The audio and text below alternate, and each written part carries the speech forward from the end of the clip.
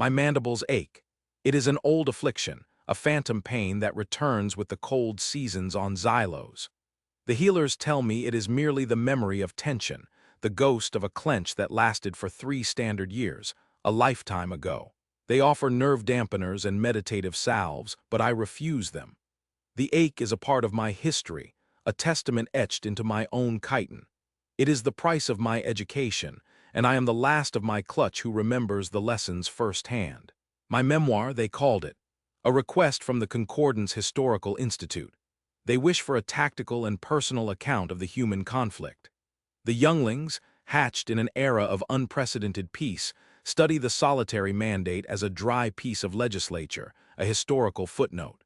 They do not understand the blood and the screaming that watered its roots. They do not understand the fear.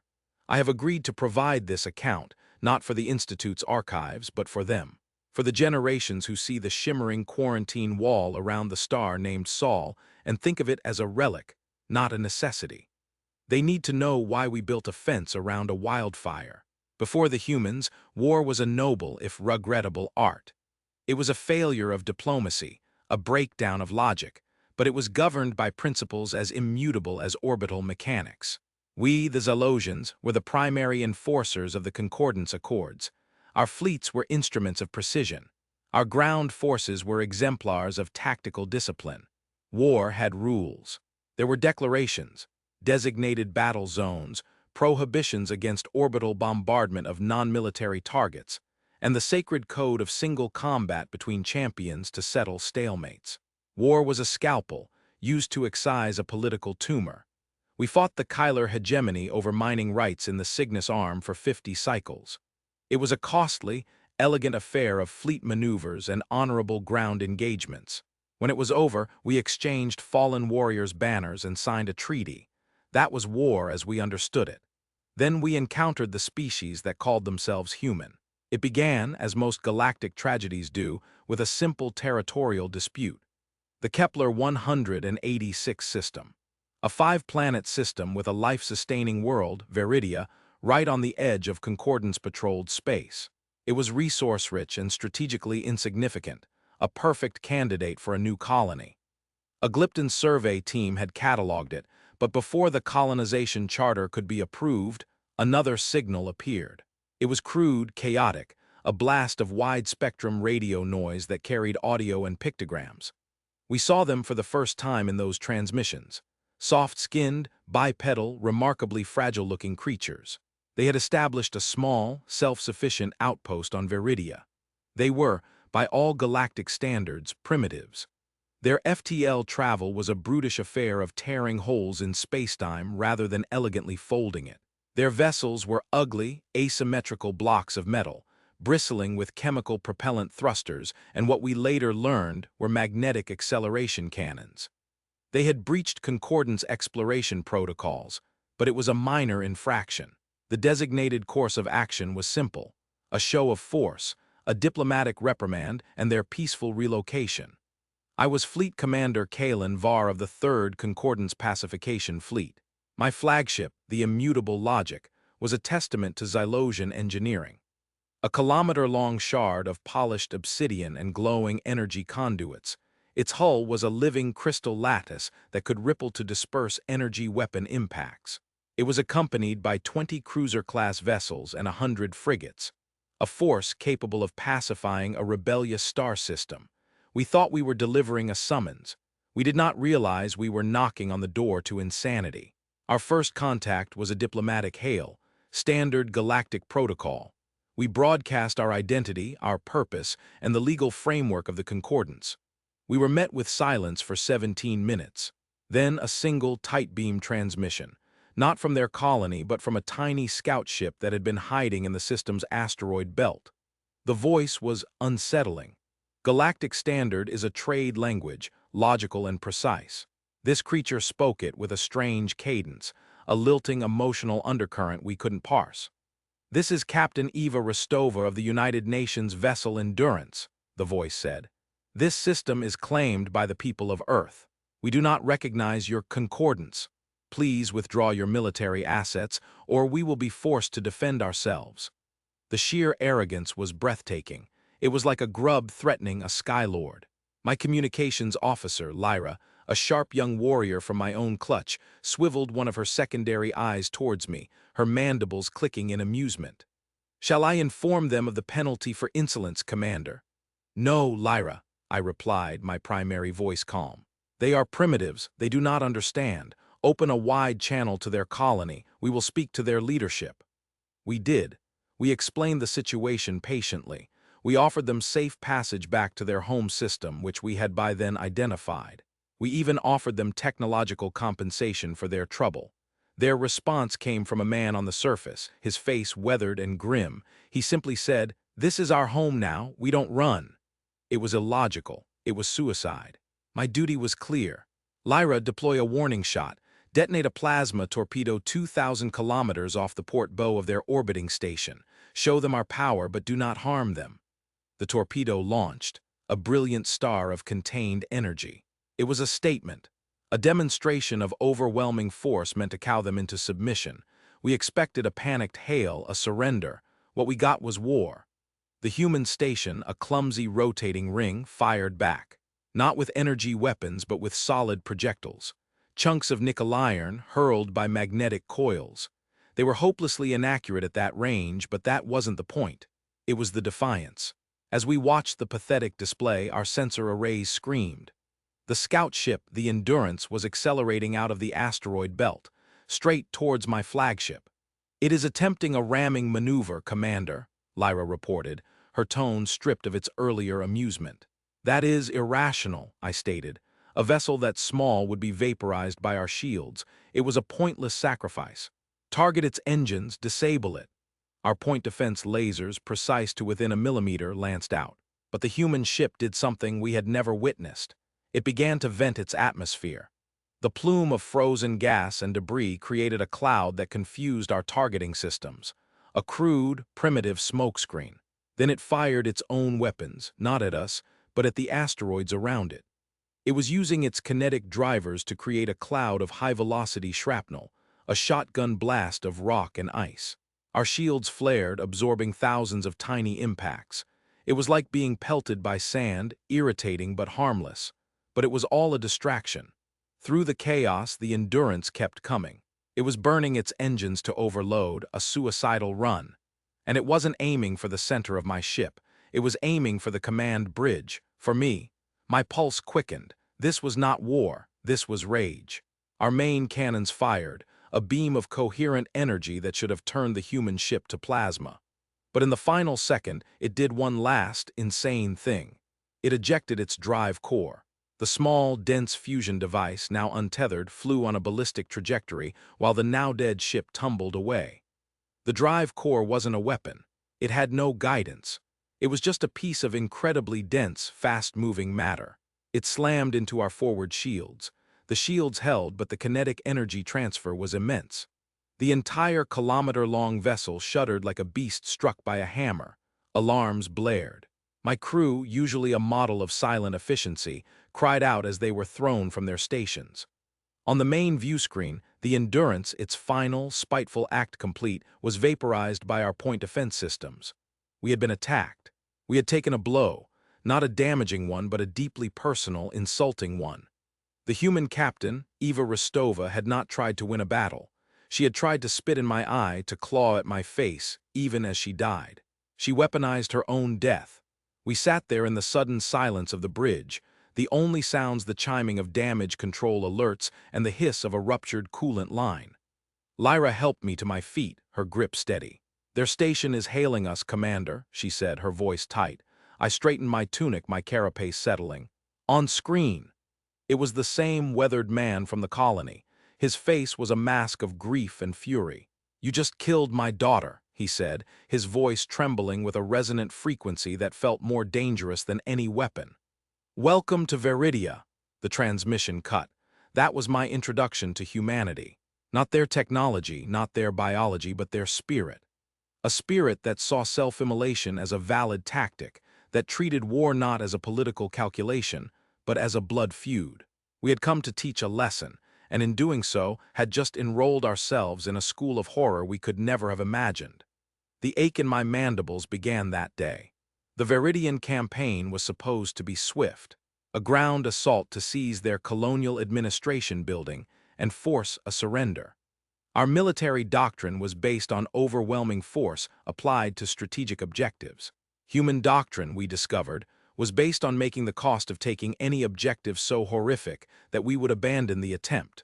We landed the 1st Assault Battalion in the plains 2 kilometers from their main settlement, a collection of domes we called Habitat Prime.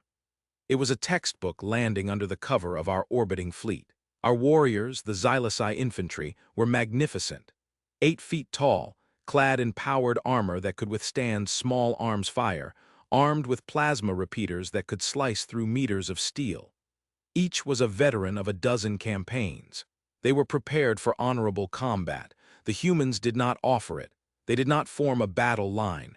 They did not emerge to defend their city. The plains were empty. Our battalion advanced in a perfect, disciplined formation. The silence was unnerving. The first casualty was not from a weapon. It was from the ground. A pressure plate connected to a buried container of corrosive industrial chemicals. The warrior, Cathar, a decorated soldier, simply dissolved. His armor's integrity warnings shrieked for less than a second before they, too, were silenced. We found only a steaming crater filled with a bubbling, gelatinous slurry that had once been a Xylosian warrior. They had turned farming equipment into weapons of terror. Fertilizers became explosives. Mining tools became traps. They knew we scanned for energy signatures and metallic compositions. So their first wave of traps was entirely chemical, biological, and mechanical. Pits filled with sharpened stakes coated in their own biological waste, causing horrific infections in any who survived the fall. Tripwires made of synthetic fiber that released clouds of neurotoxic pollen harvested from native flora. They studied the ecosystem of their new home and weaponized it against us. Our advance slowed to a crawl. Every step was a risk. Morale, once unbreakable, began to fray. Our warriors were trained to fight soldiers, not an entire planet that had been turned against them. Then came the psychological attacks. They had hacked our short-range comms. Not to jam them, but to broadcast. They filled our private channels with screams. The sound of their own wounded looped endlessly. Sometimes they would broadcast their own music.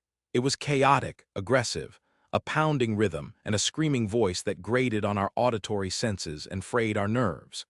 They would cut into our tactical channels with a single, clear voice speaking Xylosian, a translation program, no doubt. "We see you," it would say. "We smell your fear."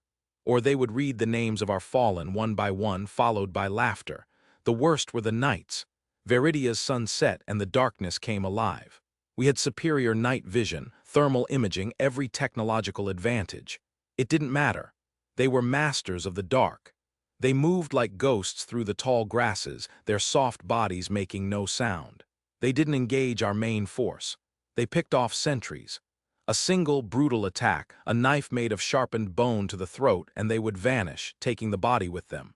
We would find it the next morning, displayed in some grotesque manner at the edge of our camp. I commanded from orbit, watching the vital signs of my soldiers flicker out one by one on my tactical display. I felt utterly helpless. My fleet could turn their settlement to glass in an instant, but the Concordance Accords forbade it. We were a pacification force, and we were being bled white by a foe that refused to fight fair, that refused to fight at all in any way we understood. Lyra, my second-in-command, could not bear to watch from above. She was a warrior born. "Commander," she petitioned me, her mandibles set with determination. "Their tactics are cowardly but effective. We are losing the initiative. Let me lead a sortie, a direct, rapid assault on their primary habitat. We will breach their walls and force a confrontation." Against my better judgment, I relented. My own inaction was becoming a poison. I authorized a company, led by Lyra, to use our skimmers to launch a high-speed assault on Habitat Prime. I watched her platoon's progress from the immutable logic, my 4 hands gripping the command throne's arms. The assault began well. The skimmers, flying low and fast, avoided the ground traps. They reached the perimeter of the habitat. We expected energy barriers, automated turrets, a conventional defense. There was nothing. The way was clear. "It's a trap, Lyra," I transmitted, a cold dread coiling in my gut. "I know, Commander," her voice came back, strained but resolute. "But we must press the attack. We cannot allow them to dictate the terms of this war." Her company disembarked and advanced into the settlement. The buildings were modular, utilitarian, and silent, too silent. They moved through the empty corridors of what appeared to be a hydroponics bay. That's when the attack came. The humans weren't hiding behind barricades. They were inside the walls. They burst through the thin metal plating from the ceiling, from the floor. They were not wearing armor. They were wearing simple cloth jumpsuits, their faces smeared with mud and grime. They carried crude, short-range projectile weapons that spat fire and lead. And they screamed. It is a sound I can still hear in the quiet of the night. It was not a battle cry. It was a howl of pure, unadulterated rage. It was the sound of a cornered animal, a predator defending its young. Our warriors, accustomed to the silent hum of plasma rifles, were stunned by the sheer auditory violence. The fighting was at point-blank range. Our plasma repeaters were designed for medium-range combat. They were clumsy in these tight confines. The humans' crude weapons were devastatingly effective. They swarmed my soldiers, ignoring their own casualties. For every human that fell, 2 more would take their place, climbing over the bodies of their comrades, their eyes burning with a terrifying fire. They used knives, clubs, their bare hands. One of my warriors was killed when a human pried off his helmet and bit out his throat. Bit him, with its teeth. Lyra fought like a demon. Her twin plasma blades were a whirlwind of blue energy, cutting down human after human. But she was overwhelmed. I watched her vital signs on my monitor, a frantic, spiking line. Then a sudden drop. "Lyra!" I roared into the comm. Her camera feed, mounted on her helmet, spun wildly and then stabilized, looking up at the ceiling. I could hear her ragged, pained breathing. A human stood over her. Not a soldier. An old woman, her face a web of wrinkles, holding a primitive cutting tool, a kitchen knife, dripping with Lyra's green blood. The old woman looked directly into the camera, into my eyes, and said something in her own tongue. The translator took a moment to process. "For my home," it whispered. Then the feed went dead. We retrieved what was left of her company an hour later. Only 3 survivors, all catatonic. Lyra was alive, but barely. They had not killed her. They had marked her. They had used a blade to carve symbols into her facial plates, a permanent disfigurement that no Xylosian honor code could comprehend. It was not an injury sustained in battle. It was a defilement, a message. That was the day I understood. We were not fighting an army. We were fighting a species, and their entire population was mobilized. Every man, woman, and child was a combatant. Every tool was a weapon. Every corner was a potential ambush. They did not have a military. They were a military.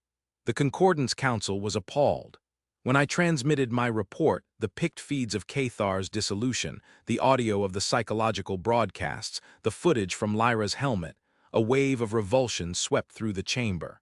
The Lumina ambassador, a being of pure light, flickered so violently I feared it might extinguish. The stony Glyptons remained silent, but their emissary's crystalline structure seemed to darken. "This is barbarism," declared the Kyler representative, his feathered crest bristling.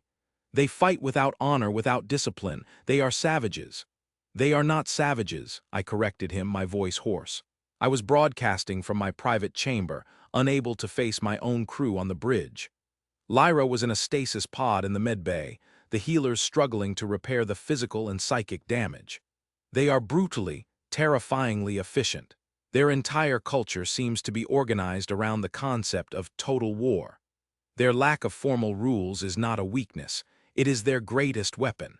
They are unpredictable because they are not bound by the logic that governs us. I proposed a strategic withdrawal, a quarantine of the system until we could study this species, understand what motivated them. My proposal was seen as cowardice. The Kyler argued for a full-scale invasion. The Glyptons, ever pragmatic, calculated the resources required for a sustained occupation and deemed it acceptable. They believed humanity's chaotic tactics were a sign of desperation, the last thrashings of a primitive culture. They decided that a demonstration of overwhelming, decisive force was needed to break their will. They did not understand that the human will was not a thing that could be broken. It could only be extinguished. The Council authorized the deployment of the 7th and 9th Fleets to supplement my own. 3 full pacification fleets. Over 600 warships. Our orders were to establish total orbital supremacy, land a force of 100,000 warriors, and systematically dismantle the human presence on Veridia.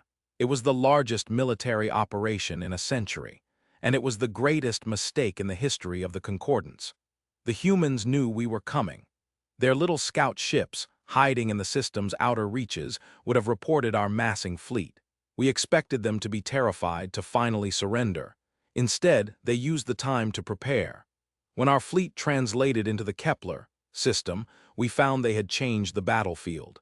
They had spent weeks, months maybe, attaching jury-rigged chemical rockets to asteroids in the system's belt. When our fleet emerged, they ignited them. They sent the entire asteroid belt moving towards us. Hundreds of thousands of rocks, from the size of a fist to the size of a city, on chaotic, intersecting trajectories. It was not a targeted attack. It was environmental warfare. They didn't aim the asteroids at our ships. They simply filled the space we needed to occupy with an impassable, high-velocity storm of rock and ice. Our point defense systems were overwhelmed, firing constantly, turning the space around our fleet into a pyrotechnic display. Our shields, designed to stop focused energy, were battered by a relentless kinetic assault. Smaller ships, frigates, and destroyers were crippled by impacts. It was pure chaos, and amidst that chaos, their own pathetic little ships attacked. They were retrofitted mining vessels, cargo haulers, colony ships, each one packed to the gills with explosives. They didn't have shields to speak of. They had single-use armor plating welded to their bows. They weren't warships. They were guided missiles with pilots. We called them spite bombs. They would fly through the asteroid storm, using the rocks as cover, and rush our larger ships. Most were destroyed, but some got through. A single one slammed into the cruiser Harmonious Intent, its nuclear payload cracking the ship's spine. The cruiser, a vessel that had served for 70 years, broke apart, its crew venting into the void. They weaponized their own infrastructure. They weaponized their dead. We later learned that many of the pilots of these ships were terminally ill or were family members of those who had died on the ground. For them, it was not a suicide mission. It was an act of vengeance. How do you fight an enemy who embraces death as a tool? We eventually cleared a path through the storm of debris, but at a cost. We lost 32 ships before we even fired our main cannons. Morale was shattered. We had entered the system as a proud, invincible armada. Within hours, we were a battered, unnerved fleet fighting for its own survival. Still, we persevered. We established our high orbit and began the ground invasion. 100,000 warriors descended upon Veridia, and the true nightmare began. The humans had abandoned Habitat Prime. They had retreated into the planet's vast cave systems and dense jungles. They began a guerrilla war that made our initial encounters look like a sparring match. They refused to engage us in open battle, where our superior technology and discipline would have crushed them. Instead, they bled us. A deadfall trap here, a monofilament wire across a path there. A sniper's bullet from a kilometer away, fired from a chemically propelled rifle that was technologically archaic, yet still deadly. They turned our strengths into weaknesses. Our powered armor was heavy, making us clumsy in the dense jungle and loud in the silent caves. Our plasma weapons, so powerful in the open, would flash-boil the moisture in the air in enclosed spaces, causing steam explosions that would cook our own soldiers. The humans, with their simple clothing and crude projectile weapons, were perfectly adapted to this kind of war. And they were relentless. We established fortified bases, and they laid siege to them, not by attacking but by denying us rest. All day, all night, the broadcasts would continue. The screams, the music, the taunts. They would fire single, unaimed shots into our camps at random intervals, just to keep our soldiers awake, to keep them on edge. Sleep deprivation became as deadly as any weapon. My soldiers, the proud Xylosian, became gaunt, their eyes darting at every shadow, their mandibles trembling with stress. We had warriors who simply laid down their weapons and refused to fight, their minds broken by the constant, unseen pressure. Then came the incident that ended the war, the one that led to the mandate. We had captured a human communications hub and in their data logs found evidence of a massive evacuation effort. A colony ship, the Hope of Ages, was being prepared in a hidden underground hangar. It was their ark, their final gambit to save their people. Intelligence suggested it would carry thousands of non-combatants, primarily children. The Concordance Council saw this as the final strategic objective. Capture the ship and you capture their future. Their will to fight would be gone. The plan was simple. A surgical strike team would infiltrate the hangar and seize the vessel. I protested. It felt too easy, another trap. But the pressure from the high command was immense. This war was costing a fortune and was becoming a political embarrassment. They wanted an end. The strike team, composed of our most elite warriors, the Silent Blade clan, infiltrated the hangar. It was exactly as intelligence had described. A massive vessel, its boarding ramp open. Throngs of humans were boarding, their faces etched with desperation. They were civilians, families. The Silent Blades reported seeing hundreds of children. The order was given, seize the ship. The Silent Blades moved in, using non-lethal stun grenades. They were to take the ship with minimal casualties. As they stormed the ramp, the humans did not resist. They simply looked at our warriors with a strange, hollow-eyed resignation. And then the trap was sprung. The ship was not an ark. It was a bomb. The civilians were a mix of soldiers and volunteers on a final, horrific mission.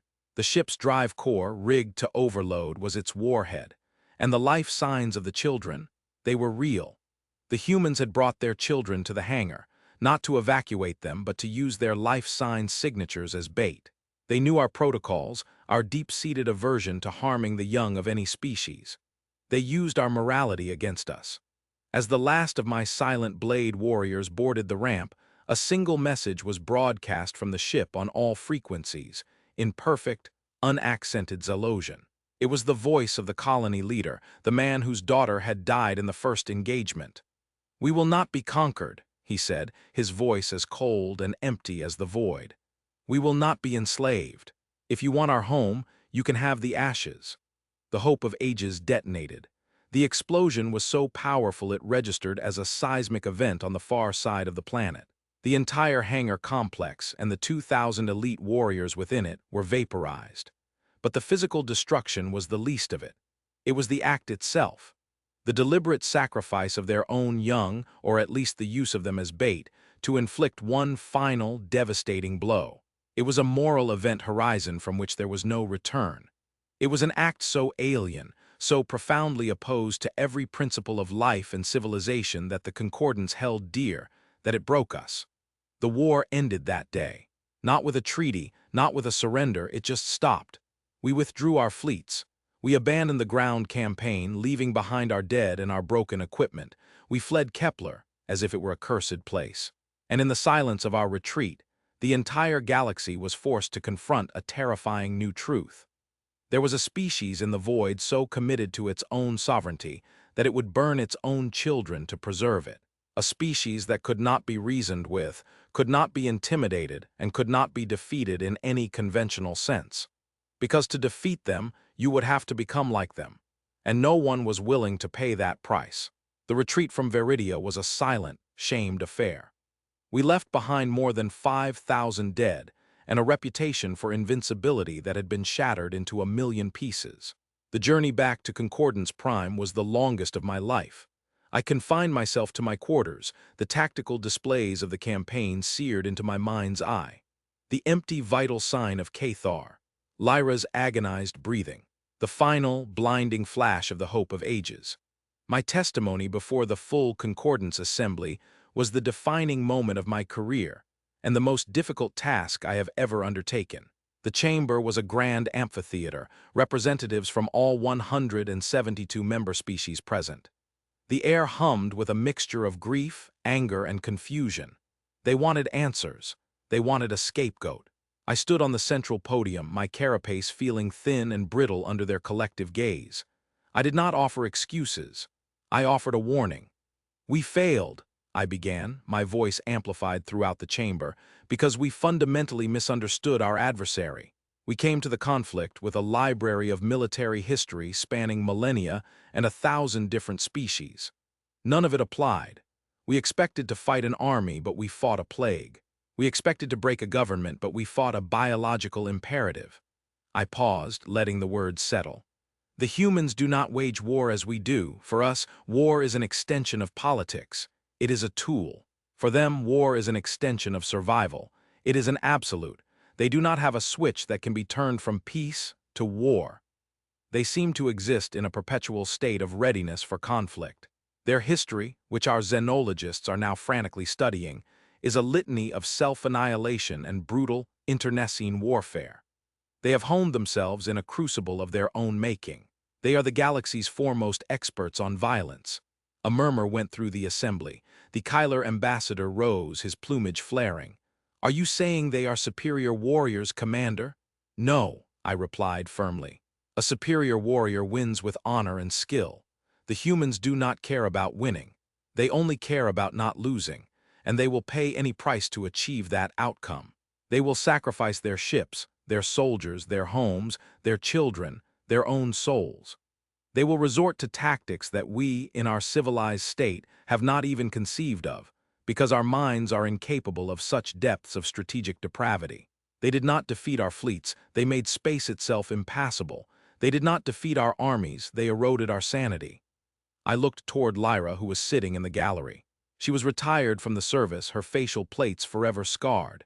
She met my gaze, a silent affirmation of the horror we had shared. "We cannot win a war against them," I continued, my voice dropping. "Not because they are stronger, but because our victory conditions are different.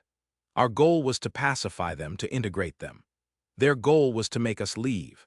And to achieve that, they were willing to make their system, their planet, and themselves so monstrously toxic that we would have no choice but to recoil in horror.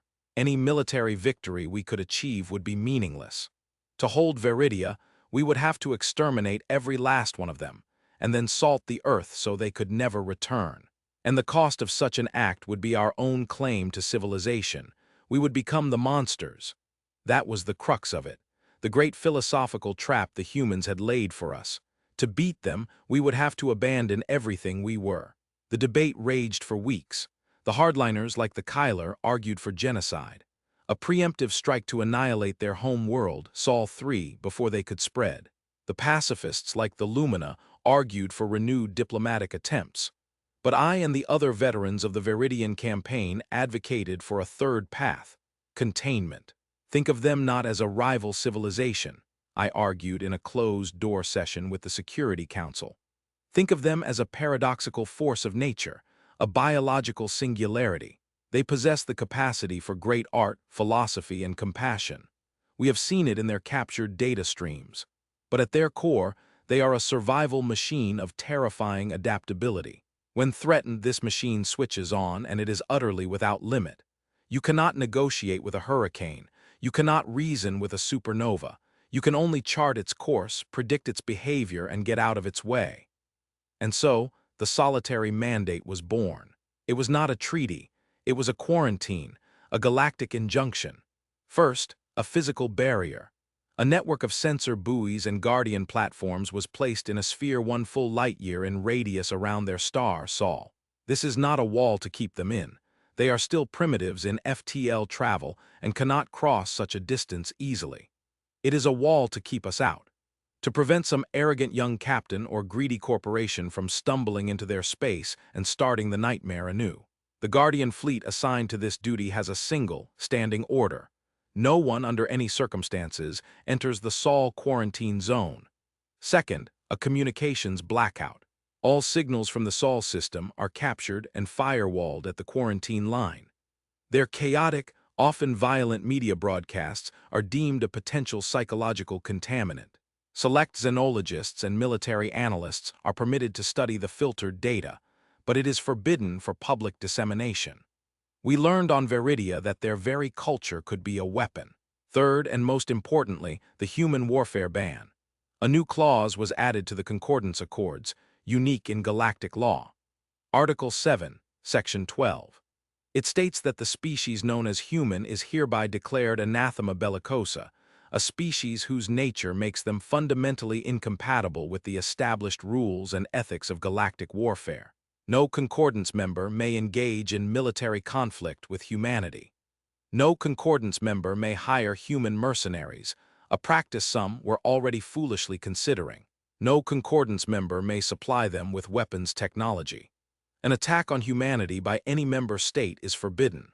But more than that, an attack by humanity is to be met not with retaliation, but with withdrawal and containment. We will not fight them. We will cede territory. We will abandon systems. We will let the fire burn itself out in isolation.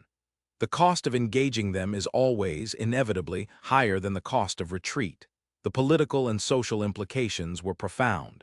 For centuries, the Concordance had been an expansionist power, driven by exploration and the integration of new species.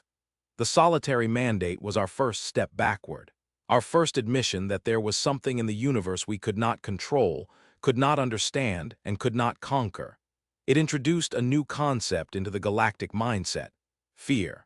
Not the honorable fear of a worthy opponent, but the primal dread of a chaotic, unknowable force. In the cycles since, the mandate has held. The humans have, as we predicted, expanded. They have colonized their entire solar system. Our long-range sensors see vast orbital habitats, fleets of their ugly, functional ships moving between their planets. They have fought among themselves, of course. We have detected the energy signatures of nuclear detonations on their fourth planet, Mars, and massive kinetic strikes on various moons. They continue to sharpen their claws on one another, but they have not yet tried to cross the quarantine line. Perhaps they know it is there. Perhaps they are content with their own small corner of the galaxy. Or perhaps they are simply biding their time. This is the question that keeps the Concordance Security Council awake during their rest cycles. My own life was irrevocably changed. I retired from the fleet, unable to look at a tactical display without seeing ghosts. I dedicated my life to studying the data we gathered on humanity.